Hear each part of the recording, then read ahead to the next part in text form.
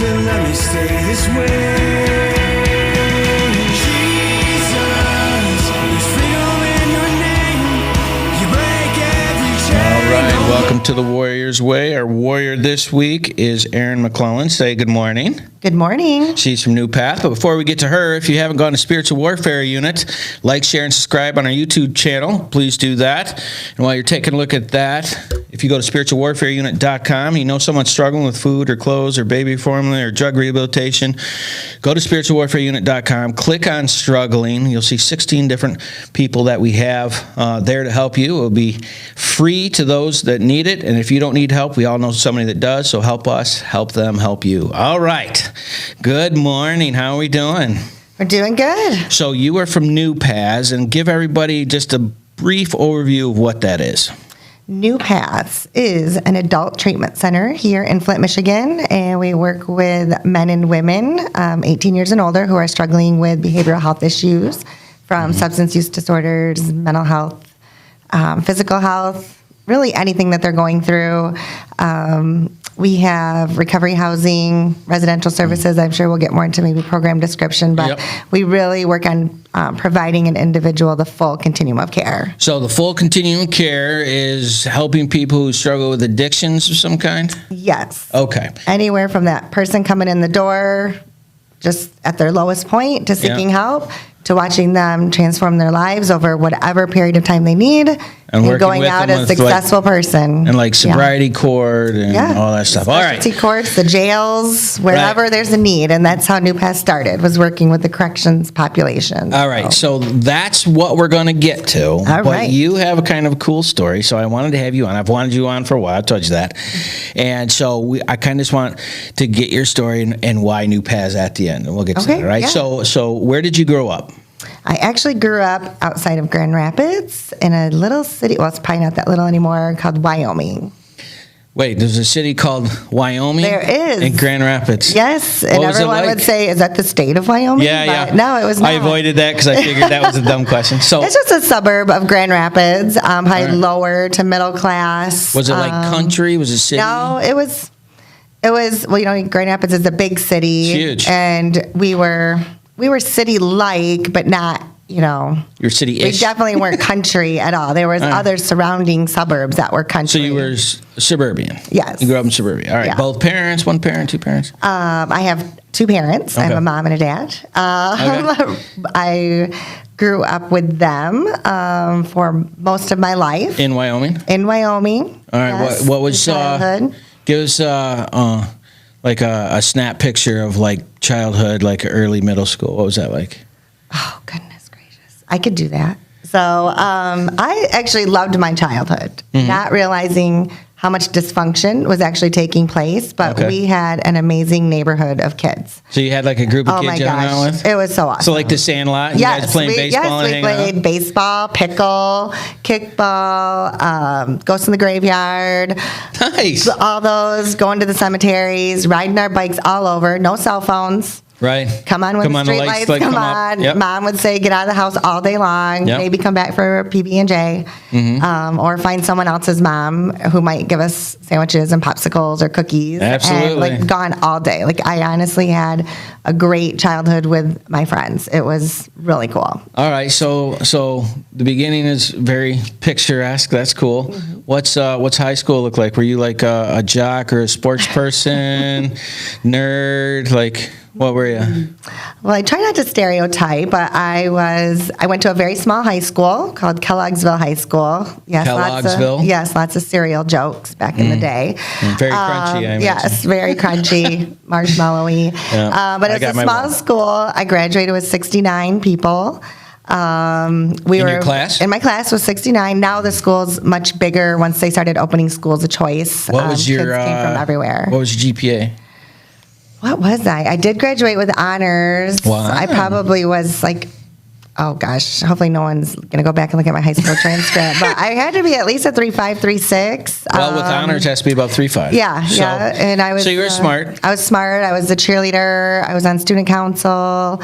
So you're very involved in high school. Very, very involved. Very involved. So you were always, so is your personality type the type that like if there's something to do, you're involved with that and you want to help lead that kind of thing? Is that how your personality is? Well, apparently it is, because that's what continues to happen in my life. But yes, even in school, I was class vice president for 4 years. I was... All 4 years? All 4 years. Wow. I was student council. I probably had a position on student council, captain of the cheerleaders. I don't think I was captain of my softball team, but just naturally, I take on leadership roles, even though I try to tell myself, like, it's okay to say no sometimes, Erin. Yeah, no. But I just get involved, definitely. That is a family genetic trait, though, Right. as well. So why do you think that, like family genetics, but what is it like you see and you go, oh, I can help with this? Like what is it that when you come into like student councilor, like I was a captain of our team, and it's like, I know that I can mold these guys and we can get the goal they're trying to hit. Like for me, it was like goal oriented. Yeah. Were you similar to that, or was it different?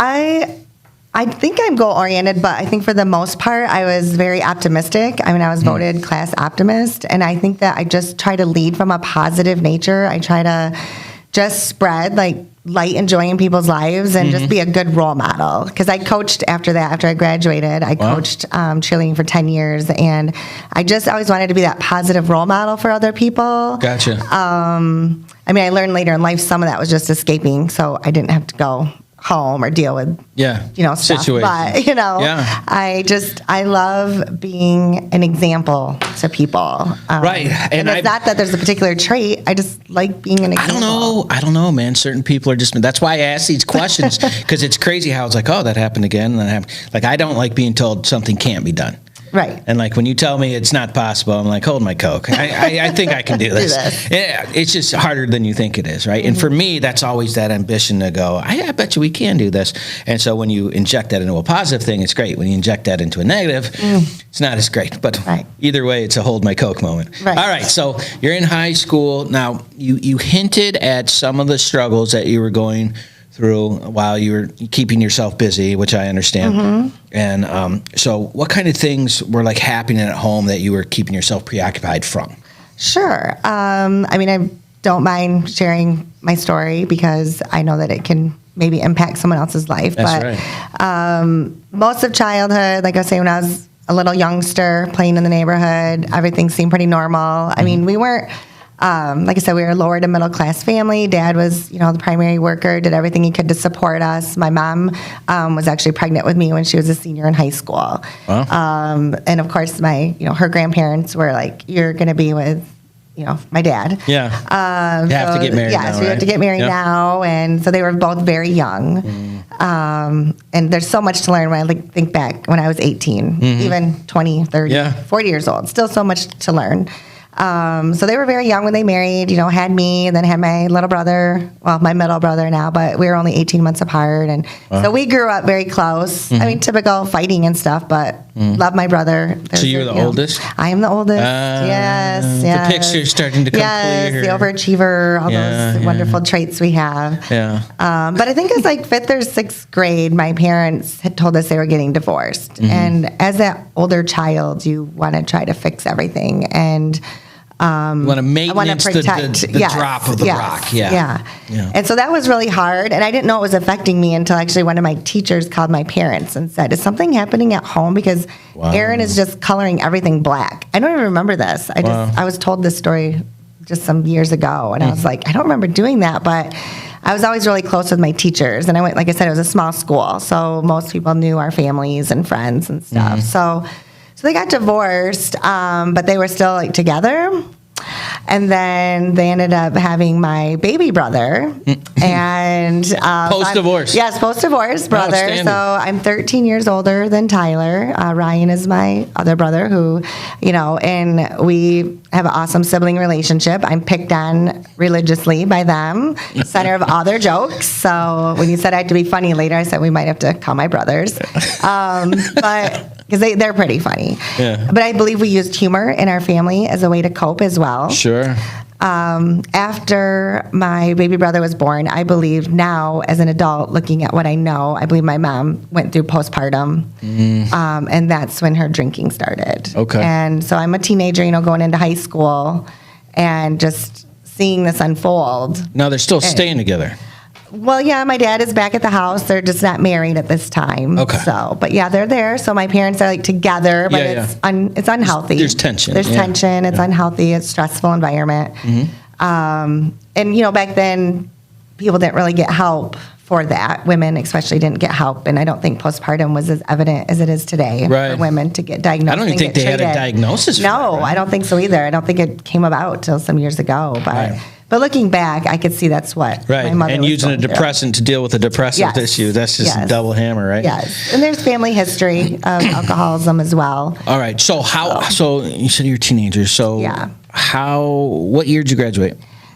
93. Okay. So when did how long did that trip take for her to just, was it immediate? She just went right into it? I think so, yes. Okay. When I look back, because I would say it was very, very quickly. Like, it descended very quickly. So, what kind of process happened while that was going on? Because, the mom is the nucleus of the relationship, the communicator, the dad is the worker, and, losing your ability to communicate at the center, you just decided I'm going to stay busy with school. You kept yourself grades, sports, and I'm coming home late, doing my homework, getting morning. I'm just avoiding. That's what I did, right? Yes. Okay. I think that's a healthy way to do it. It Like you're was like, stuck. I don't want to be here. And then at the same time, I did want to. The instinct in me was I wanted to help my mom because I didn't want to see her suffer and being sad. But So I'm what this did you try teenage to girl. do? Well, I did get in trouble. I did dump out liquor in bottles. I dumped all those out. That'll get you in trouble. Yeah, that doesn't go over very well. Yeah, my mom always said that. Yeah, that's my medication, and I'm self-medicating. It's like, well, that's weird. Yeah, or replace it with water because it was, vodka, so it was clear. That didn't go over well, Yeah. I just didn't want to see her hurting. I don't want to see people hurt today either, but Yeah. I didn't want to see her hurting. And you can't do I would anything stay to fix home. it. Yeah, I would stay home and watch my baby brother, so I would I'd miss some school, but not excessive, but just he was little, so he had to be taken care of too. And, but my dad did a lot. My dad was, he was our biggest enabler, but also our biggest supporter at the same time. He's loyal and loving, and he didn't want to see my mom suffering either. Yeah. And my other brother, who were 18 months apart, he was in football and activities, and we had girlfriends and boyfriends, so we were gone a lot from the house. And being a teenager, in the last place you want to be, that house. Yeah. Right. All right. So you're going through this. You're realizing your mom's struggling. You're trying to help. Friction. We'll say friction at the house. So you graduate in 1993, and where do you go next? Well, one of the things I'll add to that, too, because I didn't understand it then like I do now with helping people, is my mom had gone to a rehab facility when I think I was a junior or senior. And, of course, there's family visit day. So you go. Wow. And then the counselor, that becomes my role in life, is like trying to talk about this whole family dynamic. Yeah. And in my head, I'm like, this is not my problem. And now here I have to talk to families. Why am I talking to you about her problems? Right. I have my own life. Like, I have my own life. Exactly. I'm not saying I'm not saying that's a teenage girl's perspective. No. I'm saying it's close. Yes. Well, before you go any further, we're going to have to go to our first break. That's All right. okay. So, but I want to tell people to go on the break. I want you to go to newpaths.org, check out what they're doing. We got it up on this scene. Check out the things you're doing. So you've noticed someone that's struggling, you can have them check out and see what they're doing. We're going to be with Erin. You guys sit tight, all right? We're going to be right back. Taking a quick break from our podcast, I wanted to let you know about our life application program that we have for churches and nonprofits in the area that are trying to find programming that they can use in case the corona shuts you down and you're not able to get in. You go to spiritualwarfareunit.com. You click on our episodes, and you can check out our programs for as little as $29.99 a month to make sure that we're still getting the word out to those people that need it. Now, back to the program. Crap out of you all the time, right? All right. Welcome back to the Warrior's Way. Our warrior this week is Erin McClelland from New Paz. She was just talking about some of the difficulties of growing up and dealing with a parent that has an addiction, and which her and I have the same kind of background for. And so you were just getting ready to graduate. You'd just dealt with the counselors, which is kind of crazy. Mm-hmm. And your first impression was not positive. Not good. No, and even when she went, and she went to AA, and then she'd come home and start like preaching AA language. I'm like, I don't need to hear this. And then it's like, you need to go to Alateen or Al-Anon. I'm like, no, I don't. Right. It's not my problem. Yeah. But obviously, I know way different now. But. It's okay. Listen, being a teenage kid, you cannot put the stress of an adulthood on them. And when they do that, and they do that, that's just not fair. Because you're dealing with, you're 30, 35, 40, putting problems that you built on someone who's 15 or 16 or 17 or 18 who has no idea about life. Right. And then you want to hold them accountable to that. And it's just not it's not okay. Right. So, all right. So okay. You graduate. I do. You do this, and you go where? I go to college. Well, I stay home for a minute, and I just go to Grand Rapids Community College at first. Goofed around a lot. Didn't, this was like, I don't know. High school came easy to me, so I assumed college was going to come the same way. Yeah. And so I did struggle at first, and just that whole transition into adulthood. And even though I was still living at home for a minute, it still felt like I had some different freedoms because now, it's kind of by choice. Yeah. So I go there, and then I do my 2 years, and then I transfer to Michigan State. Okay. And that's when my family falls apart again at home. I'm just not in a good place. Like, what happened? My parents, they did remarry, and then they got divorced again. So, okay. But they're all in the same house? All in the same house, but they get married again. I think it was my brother's senior year, so I think I was like in my second year at community college. Okay. My parents remarry. 6 months later, they get divorced again. Wow. So it's just like, I got to get out of here. What a wreck. I know. I said, I have to get out of here. Yeah. I have to go. So I get accepted to Michigan State. And then I go there, and it's now, are you like utter failure? Are you like? Hold on, before we get into that, are you like paying for this, or it's like family student help? loans? So you're paying for it? Yeah, I'm paying for it. So yeah. So you're paying for it, and it's an utter failure. Yes, I don't do well. Hit. Yeah, life's just not going well. I'm not able to focus. And what were you busy doing? Whatever you do at Michigan State. Not all students. It's not all studying. No. I mean, I had a lot of fun in college. Mm-hmm. I'll call it fun. I mean, definitely could have led down some destructive roads for sure. I mean, I drank. I went to parties, went to bars, did the whole big yellow fluorescent X on your hand, and then you go in the bathroom and you wash it off, and so you get guys buying you drinks, and, the clubs then you could be 18, 19, show a college ID. So, and that was in Grand Rapids too. It was the same. And then I was bartending. I bartended and waited tables mostly through college. So you're in the atmosphere. Your school, but work is taking over school and it's driving that direction. All right. Yes. So how long was that? 2 years, you said? For community college, and went to state. Came home. How long was that, though? State was only a semester. One semester? I got put on academic probation. Oh, wow. So you're like, oh, my God. 3.8 GPA to academic probation. Right. I got to get all right, so what did you do to recenter? I went home. My housing situations varied because I didn't want to go home. Even though my mom was out of the house, my dad had a new person he was with, very nice lady and stuff. Obviously, didn't want to go live with dad, didn't want to go live with mom. Right. So live with friends wherever there was like open places to live, or lived with a boyfriend. I mean, I always had a stable roof over my head. I would never call myself homeless or anything, but just wherever I could fit in, I went. But then I ended up going to Grand Valley State University. All right, so this puts you at 20 21? Yeah, 2021. Okay. Yep, I think, because I graduated from Grand Valley in All '99. right. Now, how long was the transition between Michigan State to Grand Valley State? Just a semester, like So just you're that just semester bouncing in around for a summer. semester. Yeah, I come home, and I lived with my grandparents too. Actually, at that time, my mom's parents. How'd that go? Well, I loved it, but I did come to find out later in life both my grandparents were alcoholics too, and I'm sensing didn't know a some of the pattern. I did not realize the patterns. I remember as a kid, my grandma would call when he had a house phone. Hi, Grandma. Yeah. You're talking to Grandma. She wants to talk to my mom, and my mom's like, no. I do not want to talk to her. And I'm thinking, it's Grandma. Yeah. Who doesn't want to talk to Grandma? Yeah. But Hi, I Grandma. found out after some things I experienced when my mom would call me when she was drunk and what I would receive on the other end. You know, the I'm no shellacking. good. You think you're better than everybody, Yep. you know, just the whole the depression. beat down.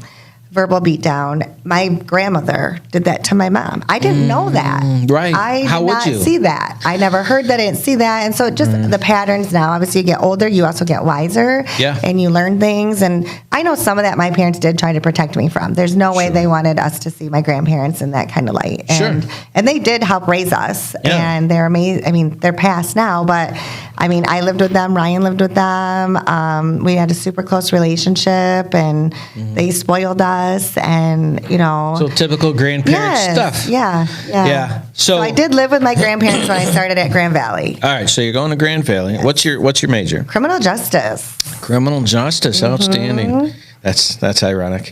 All right. So you're doing that. How's the grades?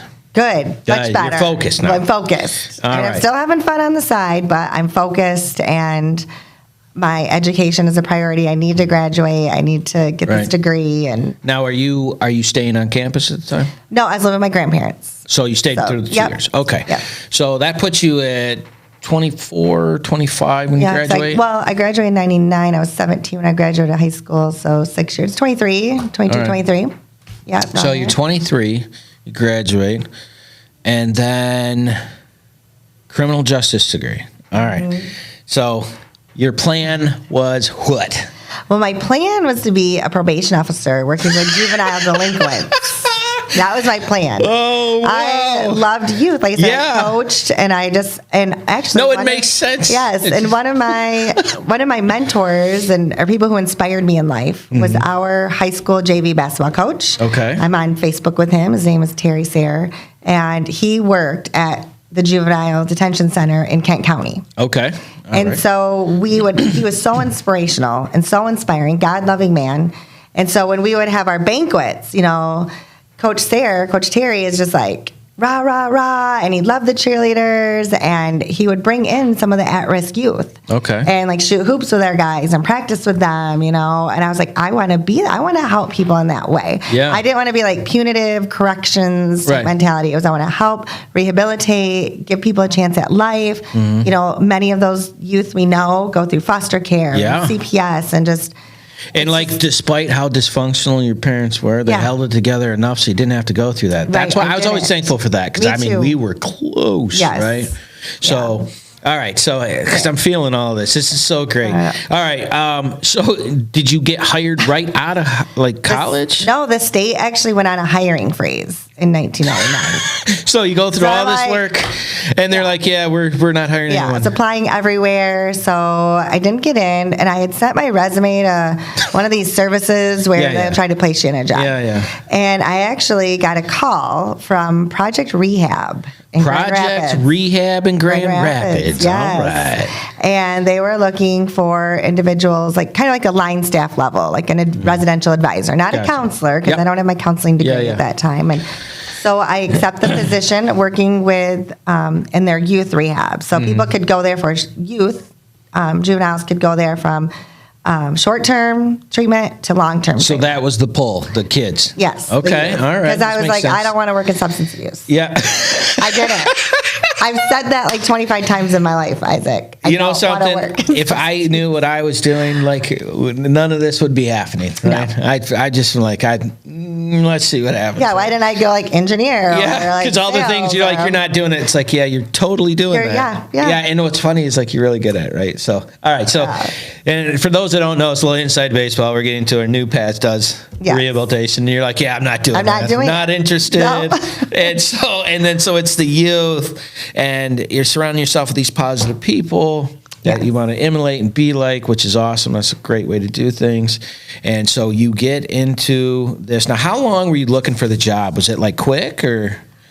It actually happened quickly. So I graduated in April, and then I was hired that summer into early fall. So did you like apartment? I was in an apartment. Yeah, I lived with my best friend and my niece, and we lived together until I moved over here to this side of the state. All right. So what was that like when you walked in there? Because this is a new experience, right? Oh, at Project Rehab? Yeah. I just felt an instant connection. I Really? mean, I loved all the staff I worked with, made some really good friends. The kids were, even though I work with adults now, it's pretty much the same population. Same mentality. Same mentality. Yeah. Slicksters, manipulative, charming, charismatic, relationships. That boy's cute, that girl's cute. Trying to, no. But we did great things. I loved working with kids at that time. I was very youthful in my appearance, and just made those connections with the kids. I still considered myself young at that point. They got kids from all over the state of Michigan, which was different.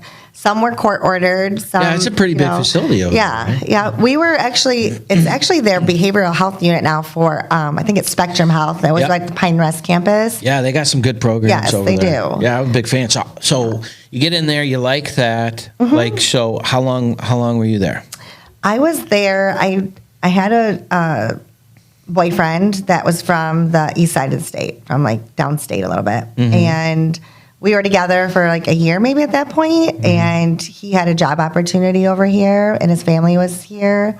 And he here, asked, Flynn, or here? Like the Brighton Howell area. Gotcha, okay. And asked if I'd go with him. I was like, well, I got something like that. I was like, well, sure. I don't really have anything like holding me down here. Okay. I loved my job. I was probably there for like a year and a half, and then decided to move over to the east side of the state, which was a huge move because obviously Grand Rapids, your whole life, beautiful, 22 years. My family, my friends are 21 or however long I was there, 23 years. You know. It was a huge move. I'd never really. Well, I did try to leave for a minute when I went to Michigan State, but other than that, no significant distance. Right. And so I was like, well, why not? I didn't have a clue what the heck was over on this side of the state. Not a clue. Maybe went to like a Lions or Tigers baseball game when you get to the Detroit area, but I had no idea what was about to, come forward in my life. Outstanding. So what did he do? What job was it? You remember? He was just kind of work with his family for something. I don't know. So I'm not in that relationship anymore. Well, I think it was it was like medical or something. No, it was like finance, family business stuff. Yeah. All right. So you move out here. Now, what year would this be? This be 2000? It was right before 9/11. It was that fall. So 2001. Oh my gosh. Yeah. Right, and everybody remembers where they're at when that happened. Yes. So. Yeah. All right, so I had to leave Project Rehab. They were sad to see me go, but they gave me a great recommendation. And the first job I got here was at Brighton Hospital when they had their adolescent unit open. All right, so what did the adolescent unit do, real quick? Just the same as I was doing at Project Rehab. I was facilitating groups. It was substance use disorder treatment for adolescents. And so financially, you're in a good spot? Probably not. Paycheck to paycheck. I got a paycheck. I could pay my bills. So we're doing. And I still was. So we're hanging out. Got the boyfriend. Yeah. Just working, doing something you like. Money's there. Blah blah blah. Just kind of living. Just living. Is all right. That is perfect. So we got to go to our second break. Okay. I told you it's going to go fast. If you haven't gone to newpaths.org and checked out what they're doing, please do that. If you like, share, and subscribe on Spiritual Warfare Unit, you guys sit tight. We'll be right back. I'm really impressed with the teachings that Isaac has been bringing to us, as this is all based from Proverbs. I like it because it's simple, and it doesn't matter who you are. It's very easy to understand and apply to your life.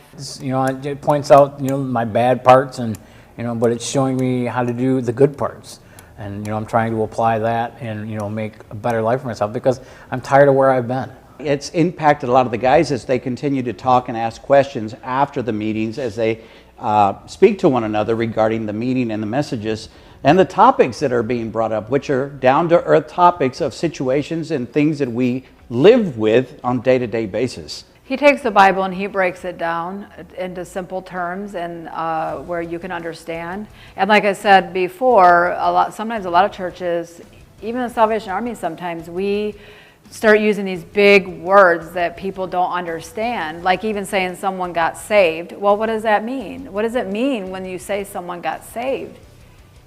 And it's accepting Jesus into your heart.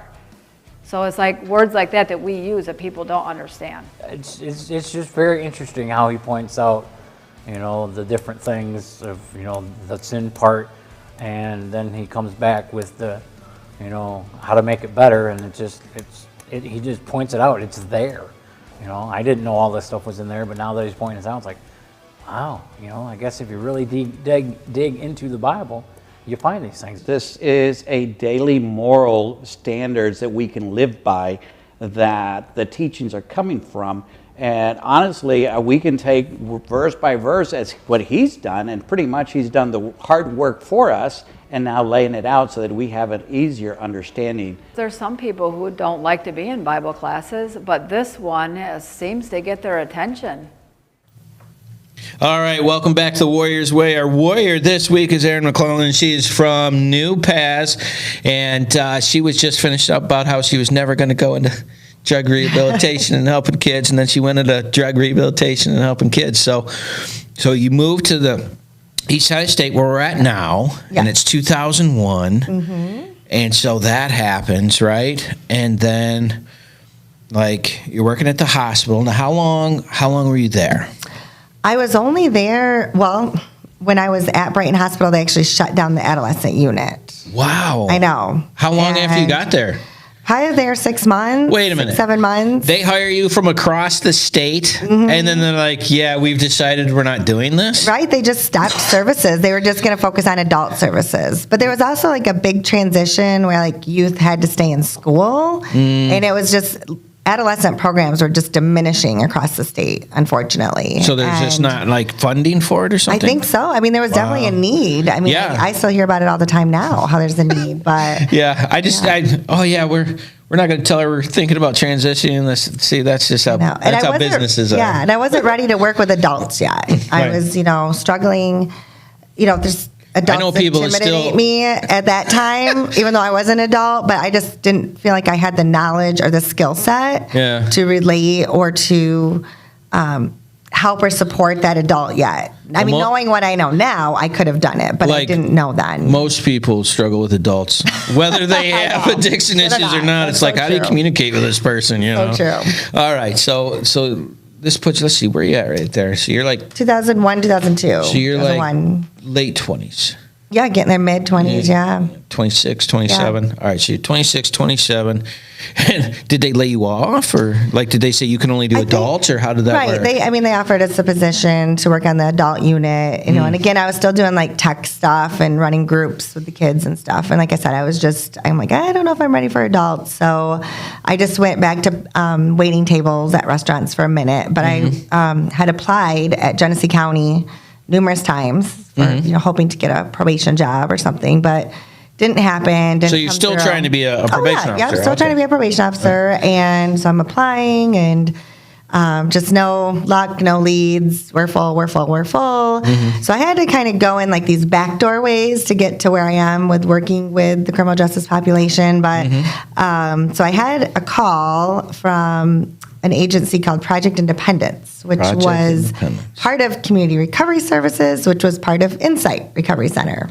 So and it was a separate grant, and it worked primarily with youth in foster care. And that's where all of you guys met, right? Our whole little Flint crew. area group. You guys all kind of stuck together all these years. Okay. We did. So this is 2001, 2002? Late 2001, early 2002. Okay. So I transitioned there. So you come to Insight and you meet all of these people, and this grant is for what? So we were working particularly with youth in foster care, and my job was a mentor coordinator in life skills. Again, it was the youth that attracted me to the job, but I was in this job for a while. Like I said, it was a specific grant-funded that's when I met like Reggie Coleman. Reggie was one of my first real people, I guess you could say, to tell me how it is over here on the east side of the state. And me and my little west side, it's like this, but this is how it is. But we are brother and sister. I love Reggie. He was very inspiring to me. But he was, one of the first people to train me and teach me about here. I interviewed with Chris Flores at the time. Chris is a big name from Insight Community Recovery Services, now with Congressman Kildee, of course. And I guess he didn't want to hire me at the time, but now he loves me. We see each other, we hug, and it was probably because I came with this certain West Side mentality, I guess. So explain to people what that means I don't when you know. say I guess that. I don't know. I guess I was just came with this really, I don't know. I don't think it was fairy tale-ish because we were dealing with the same issues. Fairy tale-ish? Maybe. So they thought you were so positive, like you got to get it's not pie in the sky, and this is concrete and barbed wire. Yeah, we got to bring her down, but it worked out great. And I was working with these youth, and I loved it, but then it started to wear on my heart. And I was like, and my boss at the time was like, why are you not getting your master's degree? And I was like, because I have this bachelor's degree and I can't get a job doing what I want to do. So why the heck do I want to get a master's degree? And I don't know what I want to do when I grow up. Right. And so after lots of persuasion, I enrolled at Oakland University to get my master's while I was still at Project Independence. Yeah. And then the Bears. Yes, I'm a Grizzly. I'm a Laker, a Grizzly, and all that. But so I go and get my master's degree, and at the time, I'm making all of my connections with community recovery services, with Danny, with Sheila, with Ronnie Wiggins, with Heather, with the whole crew, our whole crew that we just. Group. I know we're still so close too. Yeah, you guys are all still in it. Yeah, it's crazy. Yeah, and so I get my master's, and I'm getting my master's, and so you're working there and getting your master's. And Cindy's like, "Why are you not doing counseling?" This is Cindy Eckert, one of my mentors as well in the field. She's like, "Why are you not working as a counselor with us yet?" And again, I was like, "Because I didn't know how to work with adults. I felt like I didn't know how to work with adults." And then she's like, "Trust me, you will do good." Okay. I said, okay. So we transitioned out of that job. Plus, my heart was just, I wanted to adopt all these kids. I wanted to open a foster care home. And my husband now is like, we're not opening a foster care home. All right. Like, so I do meet my husband in this time frame. I was going to say, like, let's pause on the work. And are you still with your sister and your niece? Or? No, I moved over here in a relationship. With a boyfriend. Yes, that didn't work out. And then, so what happened? You just got your own little spot? Or? Yeah, so I did. I moved up to the Fenton area, and I actually interviewed for a cheerleading coaching job at Fenton High School, and made one of my best friends through this, who's encouraged me and supported me when I went through that horrific breakup, and I wanted to move back to my friends and family where I was comfortable and safe and stuff. So did you have to move out when you guys broke? Yeah. Wow, so, but I got my own place. I became independent, and it was awesome. And you got that Insight crew. Yes. You're surrounded by a lot of great human beings. Yes, very All supportive. right, so you're like, the transition right before you get into this next part. How many years is that?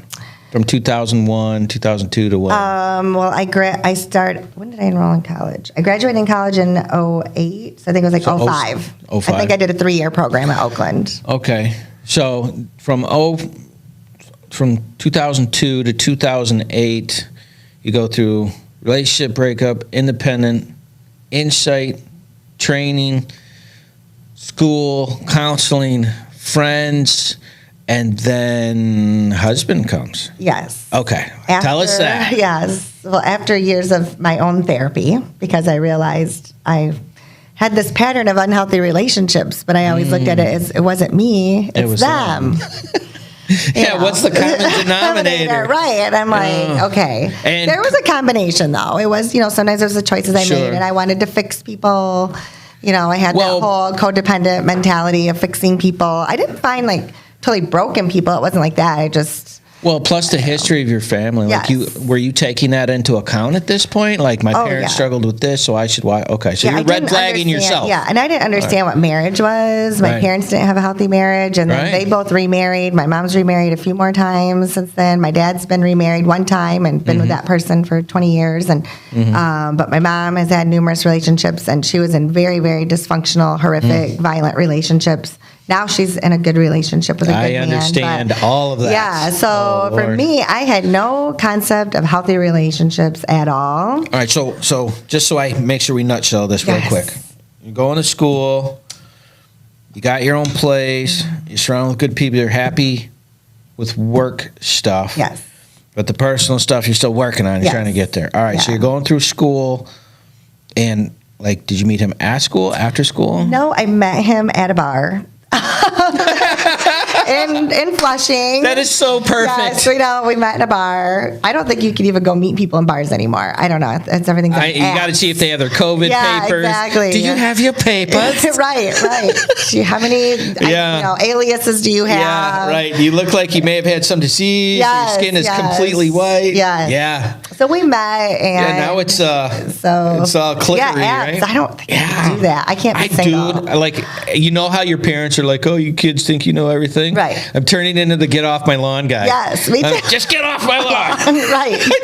Like, it's not personal. Just don't touch it. Right. I know you know better. Oh yeah, we recite our parents' stuff all the time. I'm like, how do we get like this? Yeah. You know, and so I meet him, and we had originally met on my 30th birthday. Mm-hmm. So I guess that's a time frame. And then we met 6 months later on St. Patrick's Day, and then he never left me alone. And he'll say I didn't leave him alone, but he didn't leave me alone. His name is Jeremy. But the truth is, And, yeah, it was. I just reeled him right in, and he had he still has two daughters. So he was raising them. He had custody of his girls, and they were 10 and 7 at that time. And we clicked. that had to be We- perfect for you, knowing your They personality. were girls. Yeah. I don't know. They were fun then, and they became teenagers. Yeah, well, you said 7 and 10. I'm like, you got 3 Yeah, I like solid that. years Yes, before the yes, comes yes, out. yeah. And I have twin girls, and Oh, my goodness. and I'm a better human being because of my daughters. Mm-hmm. But like the teenage years are tough. You got to send them away, like from 12 to 18. You just got to be as supportive as possible, Yes. and you can and- cry. Okay, cry. Oh, now you're happy. Oh, now you're mad. Like, I Yeah, don't even know no. what When you I had are. my daughters kicking each other in the face Mm. because they were fighting over socks that didn't match. Oh my gosh. That didn't match. Right.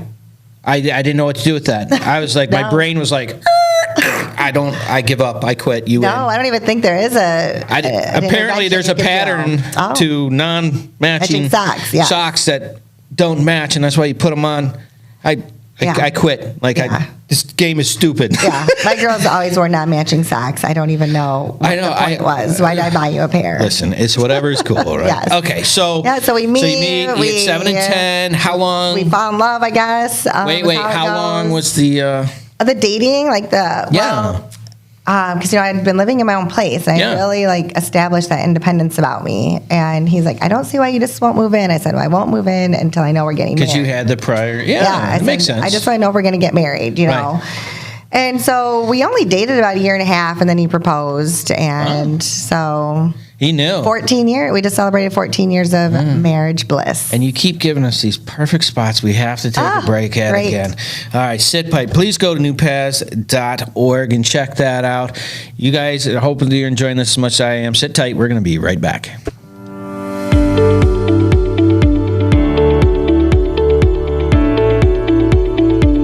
This is a recovery day for not only for people in recovery, but for the families of those in recovery. So we're very grateful for that.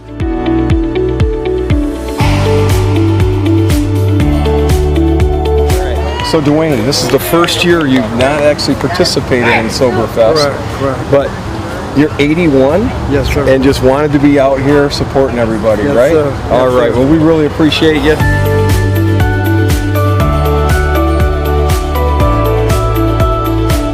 It's a cool thing. I mean, it's my first time being here, so I'm very, very impressed. Overwhelming, kind of.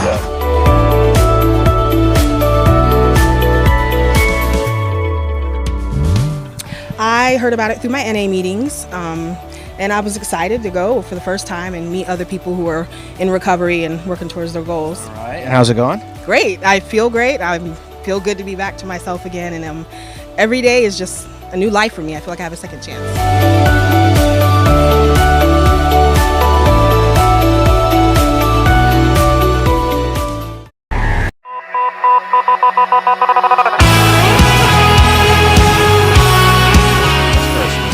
I was like, no way.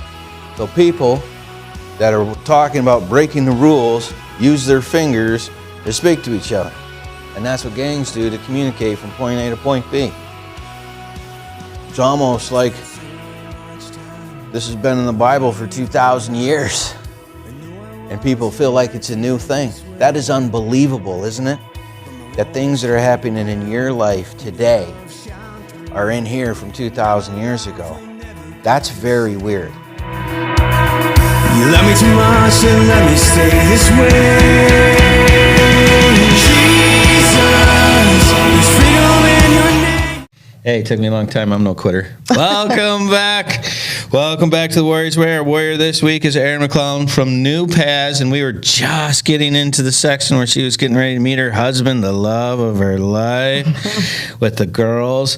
So you did 18 months. You decided to get married. So this would have put you when? 2008, 2009? We got married in 2008. Man, right when everything just crashed.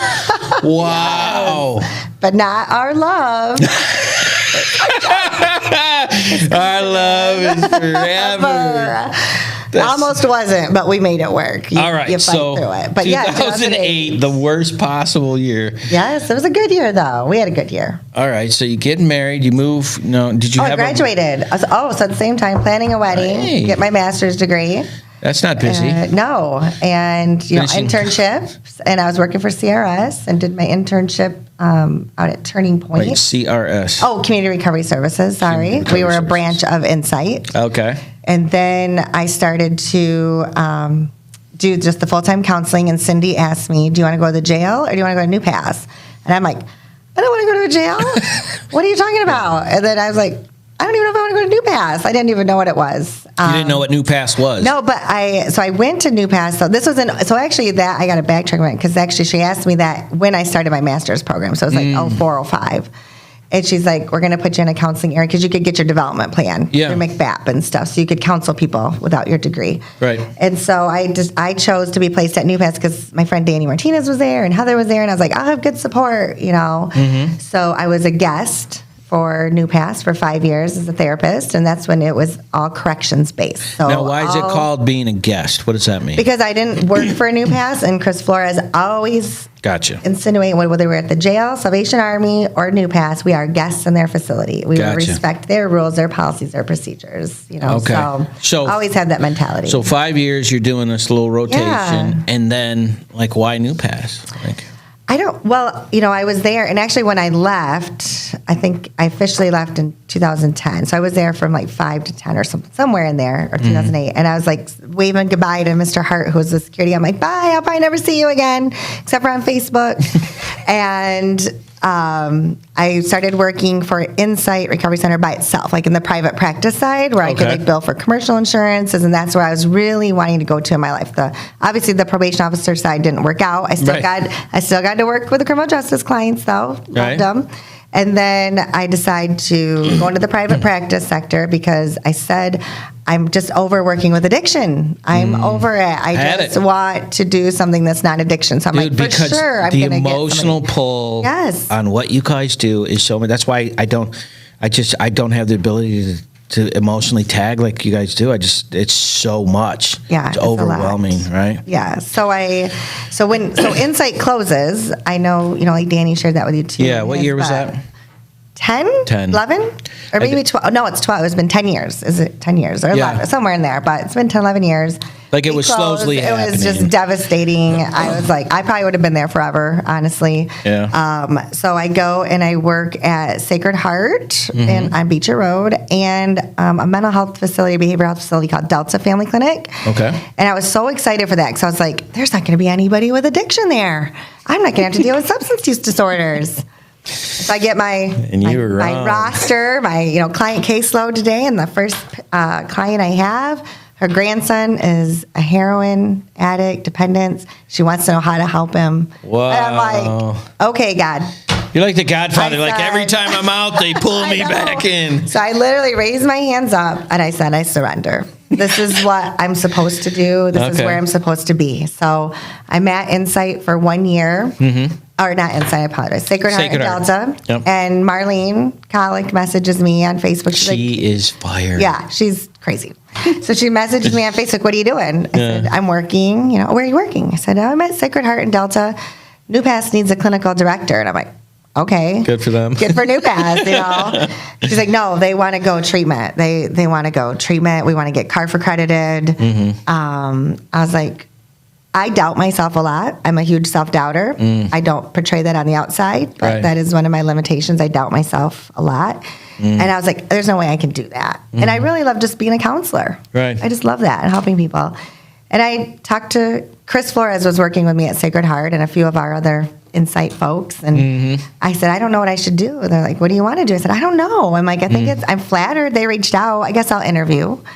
So I interviewed with Jim and Marlene and then a board member. And they really wanted me to at least help them get CARF accreditation. I was like, I could probably help with that. So that's what substance use provider agencies do, like following standards programs and stuff. That's our accountability. Right. And so I get hired in just kind of contractual at first, and then because it was still all corrections. And when I interviewed with Jim, I said the only way that I will come on is if I can make New Pass one of the largest and best treatment centers in Genesee County. Not lying, I said that. And I knew it was going to have to be a huge culture change. Right. And I knew that. Because you were serious. It wasn't just a punchline. I'm not coming here for people to like put their thumbs down on people and act Yeah. like we're in jail, because we weren't. We were trying to change people's lives. Like people were there to change. Yeah. People were going to get out and go be our neighbors. Right. I want to have great neighbors. Right. I don't want someone breaking into my house, or hurting my children. Like I want people to change. And Right. because if they needed to be in jail, jail would have kept them. Right. But jail or their agents or whoever saw them as someone, they have a chance to change their lives. Yeah, and you can't so- just arrest your way out of it. No. You can't. There's you a can't- time for that, but not to go forward. You can't like buy your way out of it. No. You got to find a solution to this. Yeah. So I just celebrated 10 years. I had a 5-year plan to go there, help New Pass get on this right track of treatment and recovery and prevention. And then now I just celebrated 10 years. Okay, So that 5-year plan went so Right. fast because we truly, if people who know New Pass have flipped this agency upside down. Because you're like trying to drive an elephant. Yeah. So it just takes time. It does. And so you went from what to what in that 10-year time period? How many of the check marks that you had accomplished did you get?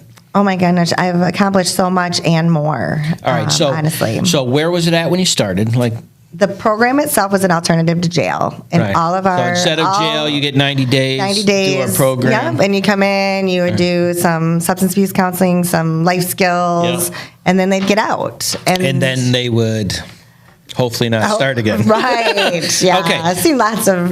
So you're returning like, guys. I don't like this system. Nope. So you decided to implement what?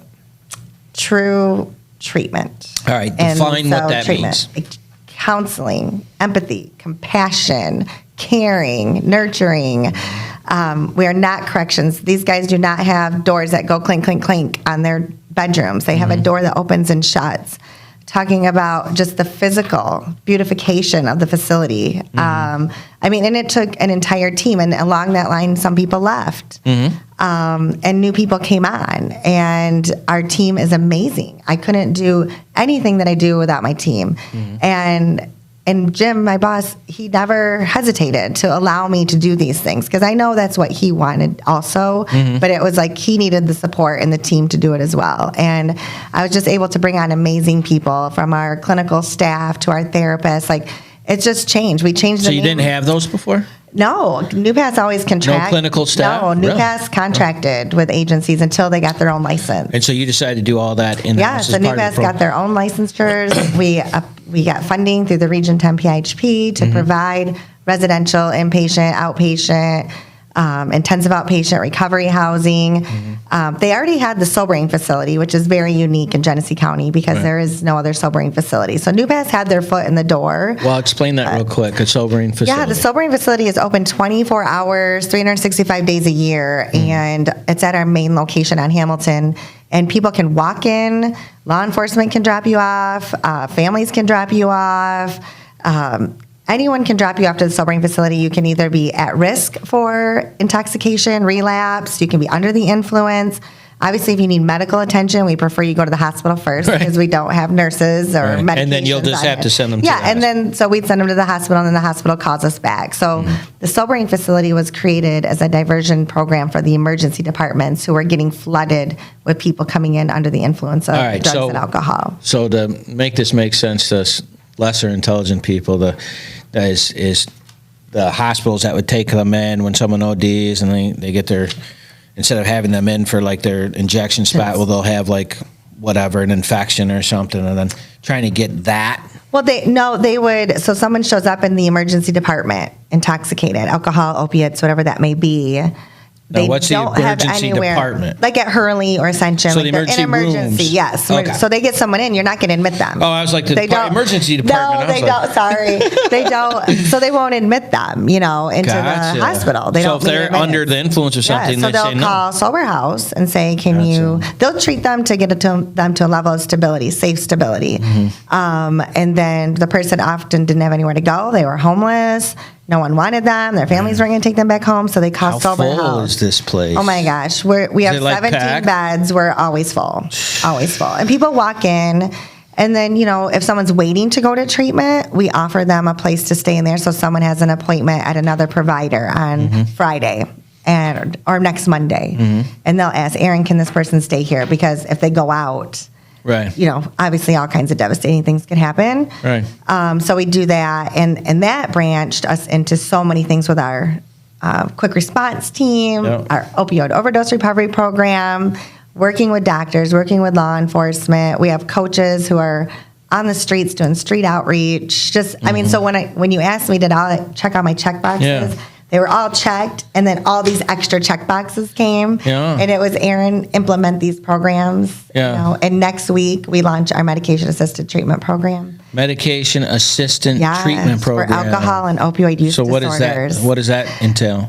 We have a medical director now. His name is Dr. Borjali. He's from Hurley, or U of M. I guess they're actually employed by U of M. And we will be treating people. We had to meet people where they're at and put aside our biases in regards to the medication part. Like some people just can't find recovery with only community support groups, counseling, faith-based programs, mental health medications. Sometimes you actually need medication to treat the substance use disorder. Talking about like the So we're going to be utilizing Vivitrol, Sublocade, which is an injectable Suboxone, and then also Suboxone if needed. Like if people are already on it and doing very well and want to continue that care, we will. But there's now an injectable Suboxone, so less diversion. And for those people that don't know, tell them what that's for. That is used as a opioid blocker for people who struggle with opioid use disorders. So it's it'd be like just if I have high blood pressure. I mean, we'll put it into medical terms. A physician prescribes you medication to stabilize your blood pressure. So in this case, instead of doing the illegal drug, they take this and it suppresses the issue of having to take it. Yes. All right. And it's all, evidence-based practices, medical treatment by a doctor, but we have a whole team. We have a doctor, therapist, recovery coach, care coordinator.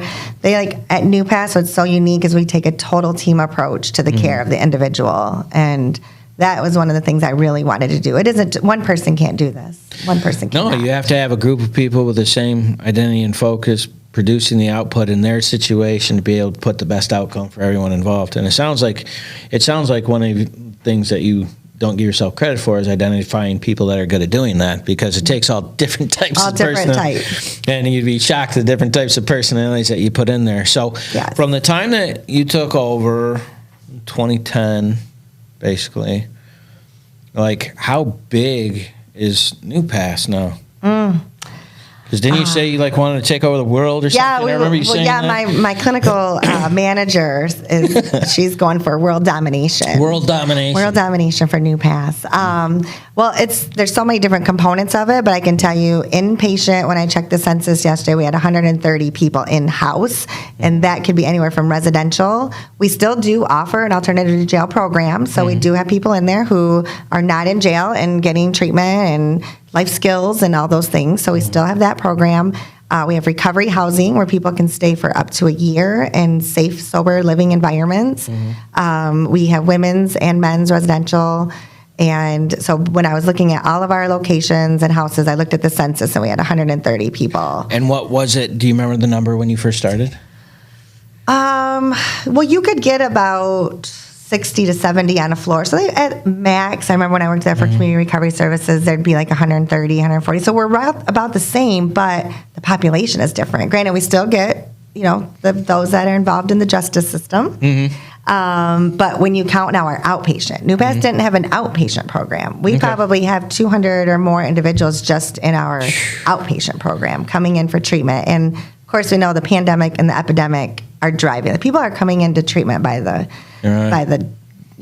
double digits every day. And with the help of our street outreach team as well, they go and meet people where they're at. So in the last 3 months, we've delivered over 1,500 boxes of Narcan out to the streets. Nice. To the high risk areas.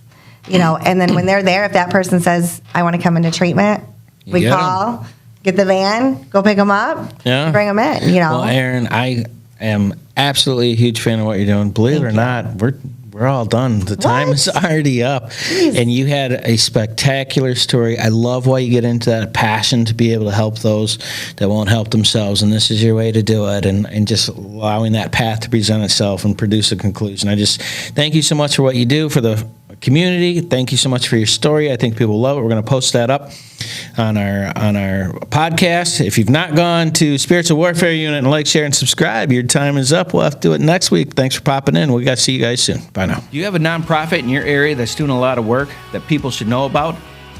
Feel free to contact Spiritual Warfare Unit at 810-715-9319, and we would love to have them on to see what good they're doing in the community and find out their story. Thank you so much. Spent so much time believing the lies. I knew I wasn't meant to live this way, but my walls came down when your love shone through. Now my life will never be the same. You love me too much to let me stay this way.